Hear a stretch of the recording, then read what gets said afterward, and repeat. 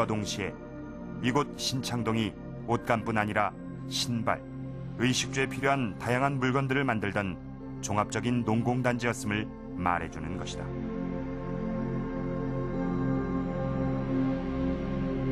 여러분들은 2000년 전의 사람들이라고 하면 어떤 생각들을 하고 계셨습니까?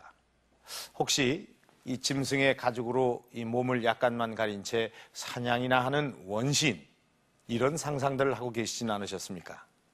그러나 이 신창동 출토 유물들은 그것이 사실이 아니라는 것을 증명을 해주고 있습니다. 2000년 전의 사람들도 이렇게 베옷을 입고 가죽신을 신었다는 것이죠. 이렇게 신창동 이 출토 유물들은 당시의 역사 기록을 받쳐주는 이 고고학적인 증거로도 아주 큰 의미가 있습니다. 사실 우리나라에는 이 BC 1세기경, 그러니까 그 당시의 모습을 기록한 역사 기록은 남아있질 않습니다. 단지 이 중국의 기록에서만 그것을 찾아볼 수가 있는데요. 한번 보도록 하겠습니다. 위지 동이전 한조에 보면은 김인토 저종식, 이 지방 사람들, 즉 마한 지방 사람들은 대대로 벼를 심어서 곡식을 해 먹었다. 또 지잠상 장면포, 누에를 쳐서 비단을 짤 줄 알았다. 이렇게 기록이 되어 있습니다. 그런데 그동안에는 이런 기록이 옳은지 그른지를 판단할 근거가 없었습니다. 그런데 이 신창동 출토 유물들이 그것이 사실이라는 것을 증명을 해주고 있는 것입니다. 이렇게 중요한 의미를 가지고 있는 이 신창동 유물. 자, 그런데 이 신창동 출토 유물들이 어떻게 그렇게 오랜 세월 동안을 그 형태가 흐트러짐 없이 고스란히 남아 있을 수 있었을까요? 그렇게 많은 유물들이 고스란히 보존될 수 있었던 이유는 신창동 유적지의 독특한 지형과 관련이 있다.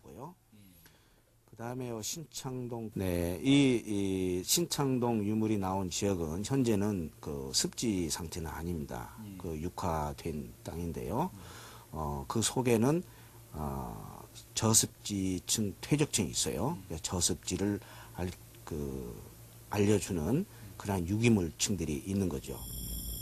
바로 신창동 유적지의 내부가 저습지란 것이다. 하천 그 주변에 일종의 배후습지하고 관련이 있습니다.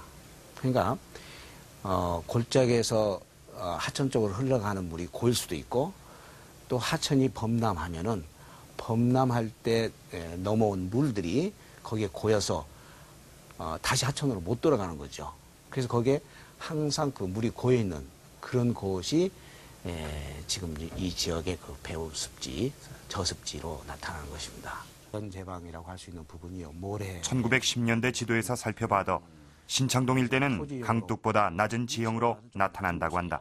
그래서 이 지역들은 과거에 물이 잠겨 있었던 소위 말하는 배후습지입니다. 그렇기 때문에 강물이 불어넘치면 빠져나가지 못하는 늪지 같은 곳이었다.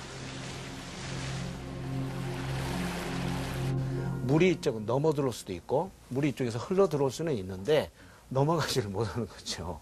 그래서 이런 지역이 이제 습지 상태로 남아 있었고, 신창동 그 유물이 나온 지역도 이런 과정을 통해서 생긴 저습지입니다.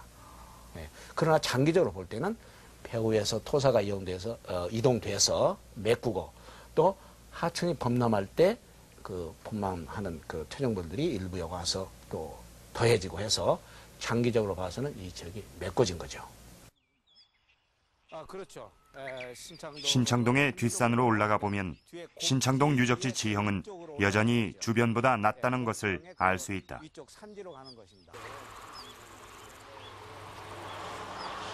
산에서 내려가는 계곡의 끝자락이 바로 유적지다.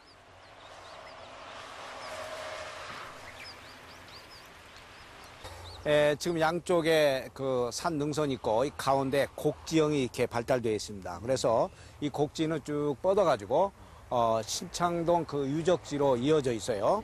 그러니까 물이 흘러서 그 신창동 유적지로 갔을 것이고, 거야 더 낮은 그 습지로 만들어질 수 있었던 것은 이 곡지가 있었다는 이야기가 되는 거죠. 이 곡지가 만들어준 거죠. 그리고 그 신창동 유적지 그 주변에 배후 산지가 이쪽 지역입니다. 이렇게 쭉 돌아서 지금 다 산지죠. 그래서 이런 지역들이 사람들이 살기 좋은 그런 곳으로서 2000년 전의 신창동은 요즘 농촌에서도 흔히 볼 수 있는 마을. 뒤에는 나지막한 산이 있고 주변에 논밭이 있으며 작은 강을 끼고 가운데 저수지가 있는 마을이었을 것으로 추정된다. 그런데 발굴 당시 층 위를 보면 일정한 퇴적층 아래에서만 유물들이 대거 발굴되고 있다.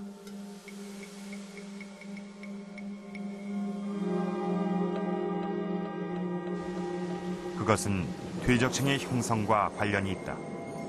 어느 날 홍수가 밀어닥쳐 저습지 주변의 생활터전을 한꺼번에 쓸어갔다.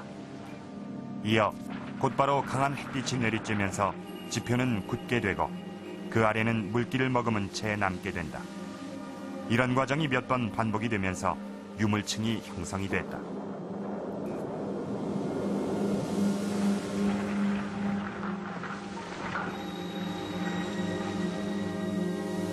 그런데 여기서 중요한 것은 유물층을 외부와 완전히 차단시키며 일종의 방어벽 역할을 한 적갈색 황토 사질층이다. 유적지 위쪽의 산에서는 이런 토지를 지금도 쉽게 찾을 수가 있다. 황토들이 빗물에 씻겨서 곡지를 통해서 이동돼서 그 저습지 바닥을 메꿀 수도 있고 또 그 자체가 이런 그 토양을 가지고 있을 수도 있죠. 예. 어쨌든 이렇게 그 산화철을 많이 가진 이런 황토가 그 밑에 깔려서 물이 그 위에 고일 수 있었고 거기에 저습지가 형성이 된 거죠. 그래서 이제 그 위로 이제 저습지 퇴적층들이 이제 쌓여 있는 그런 모습을 우리가 볼 수가 있습니다.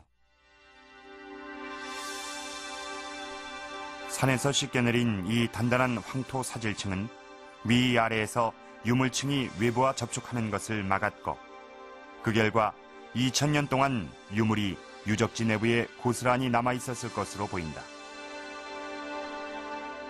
아주 굉장히 그 드라마틱한 그러한 그 층위 구성을 보이고 있는데 그 모래로 덮어버린 그 층위가 존재함으로써 그 하부, 그러니까 그 층위 밑으로 위로부터 새로운 그 소위 유인물들이 들어갈 수가 없게 되고 그 소위 모래층위가 철분이 함유되어 있기 때문에 단단하게 굳은 형태로 나오게 됐기 때문에 그러한 모래층이 밑에 존재하는 유기물층은 일정한 습기를 그대로 유지하기 때문에 그 속에 들어있는 그 목기랄지 또는 왕결할지 기타 뭐 오이씨랄지 이러한 소위 식물성 유기물 재료들을 그런 대로 온전하게 유지할 수 있게 된 셈이죠. 이제 그러니까 소위 산화가 되지 않는 상태의 조건을 유지하고 있었습니다. 이게 신창동 유적의 중요한 특징 중에 하나입니다. 나무가 썩는 것은 공기와 미생물의 작용에 의해서다. 그런데 신창동의 독특한 구조가 공기와 미생물의 접촉을 완전히 차단했기 때문에 나무 제품들이 썩지 않고 무려 2000년의 세월을 견뎌올 수 있었던 것이다.